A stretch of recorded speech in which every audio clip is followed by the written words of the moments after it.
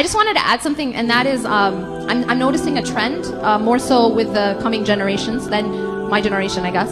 And that is a lot of people just want to chit-chat. Do you feel me? They just want to chit-chat. And they want to keep chitting-chatting, okay? And chit-chatting.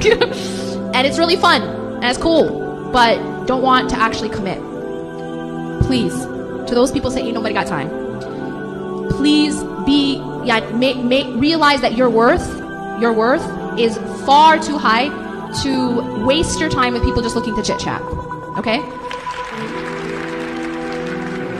If a man, as she said, is actually serious about wanting to get married, he will want to approach your wali, your father, early on in the whole conversation. And if you find that he is absolutely hesitant about that step, then he may be a chit-chatter.